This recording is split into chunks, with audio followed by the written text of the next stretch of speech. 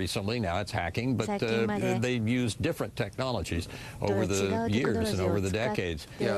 This is not new that they're trying to damage Western democracy. General Hertling, what do you make of the possibilities for the U.S. to retaliate? There's no possibility, Anderson. We are in the midst of a cyber campaign right now. It's not all-out cyber warfare. When I was commanding Europe a few years ago, it was an element of our defense of Europe. We watched Estonia, as the director said, what happened there a few years ago, in Georgia, in Ukraine, and many other places. Now, when you're talking about what's going on now, we're in the early stages of this. The spyware has been in place.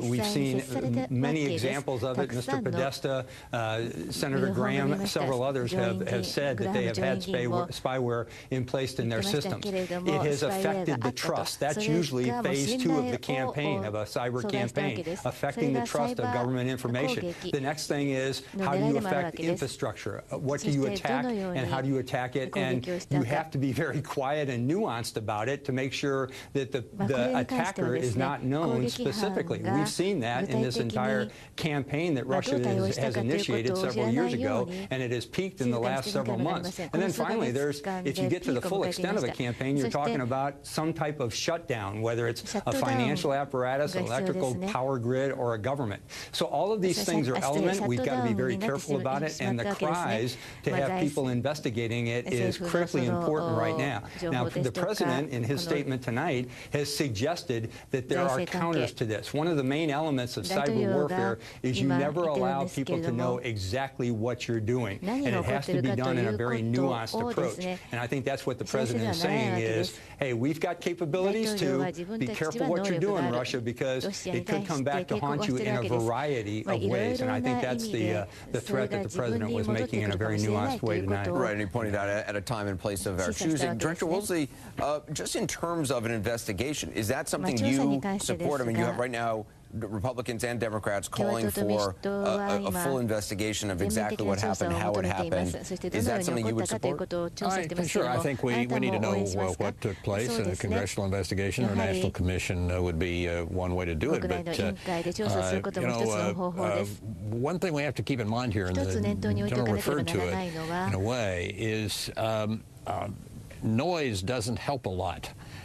Talking about we are shaming you doesn't help a lot. Teddy Roosevelt said, speak softly and carry a big stick. And with the case of dealing with these cyber issues, sometimes it's better to say nothing and carry a big stick, or increase the size of your stick as you can so you can use it effectively. But let them wonder where things are coming from. Don't always get out there and start trumpeting about what you're doing. Interesting. And that is exactly what Russia has been doing. They have allowed us to wonder where it's coming from. And unfortunately, some of our politicians have fallen right into the laps of that and saying, gee, I wonder if it's Russia. I wonder if it's a fat guy sitting on a bed, or any of those other things. So I think we better be very careful, because this is 21st century asymmetric warfare, and it is very effective. The Russians call it contact-free war. And by that, they mean it's not contact between bullets and human beings, but it is conflict between different electronic systems and the rest. And it's contact-free, perhaps, but it's certainly not conflict-free. Yeah, or impact-free, unfortunately. And it also falls into their normal doctrine. You mentioned a couple of words earlier, Director, and I'll give you one more. It's the Maskirovka. Let people believe that it's coming from another direction, that it's not us, and they're very successful at doing that. Exactly. Fascinating to hear about. James Woolsey, thank you. Always good to have you, General Hertling, as well. Just ahead, Lauren Savage goes deep into coal country, talks to West Virginia voters, many of them lifelong Democrats, who are betting heavily on Donald Trump.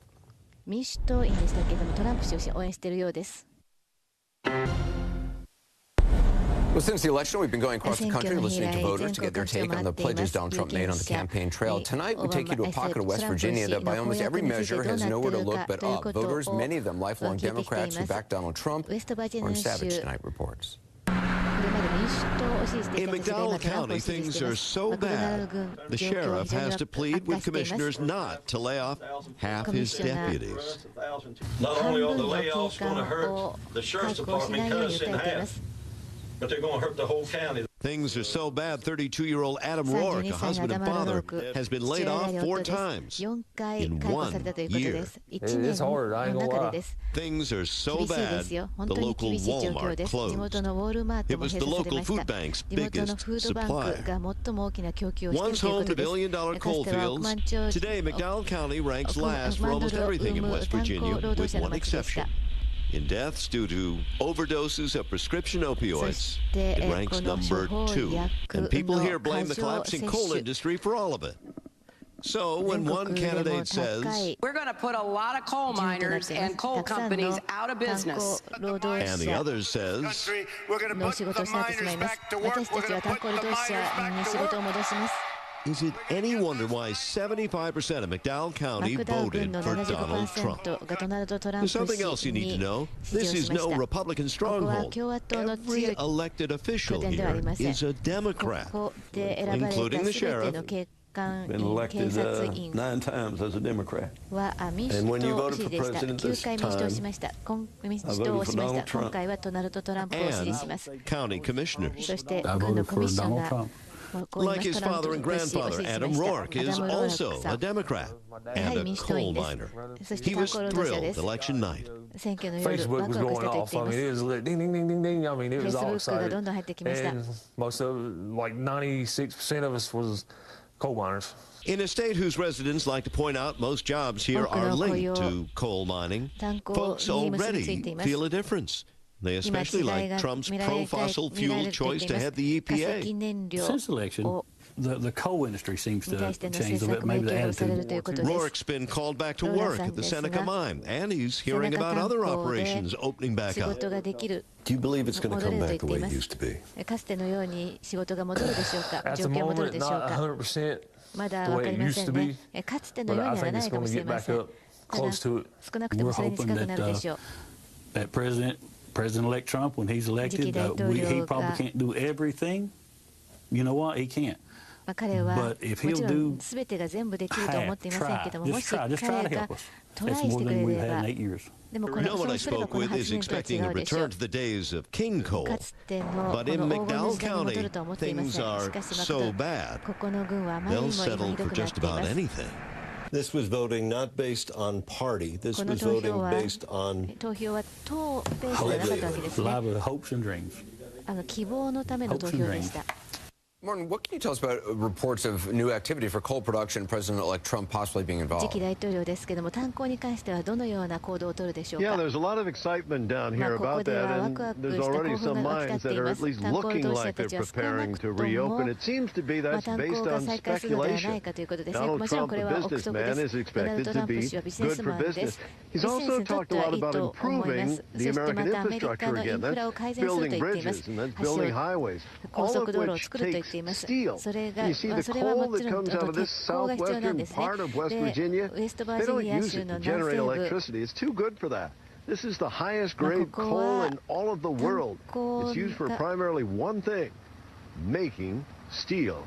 They hope they'll be busy. Anderson? Martin Savage, Martin, thanks very much. Up next, Donald Trump versus Graydon Carter, the editor of Vanity Fair. Their feud started decades ago when Carter, working in a different magazine, branded Trump a short-fingered vulgarian. It was his term. Now Trump is taking aim at Graydon Carter for a totally different reason. CNN. Trump has reignited a feud with an old enemy. All it took was one tweet he posted this morning. Quote, has anyone looked at the really poor numbers of Vanity Fair magazine? Way down, big trouble, dead, Graydon Carter, no talent, will be out. Carter is the long-serving, respected editor of the magazine. He's also a longtime enemy of Mr. Trump. Trump's vendetta goes back apparently nearly 30 years, and this time looks like a scathing headline in Vanity Fair set him off, or NDK Tonight reports. The headline was probably enough to get under Donald Trump's skin. Trump Grill could be the worst restaurant in America, referring to the steak restaurant in the lobby of Trump Tower. The review was published late Wednesday in Vanity Fair. On the filet mignon, it reads, the steak slumped to the side over the potatoes like a dead body inside a T-boned minivan.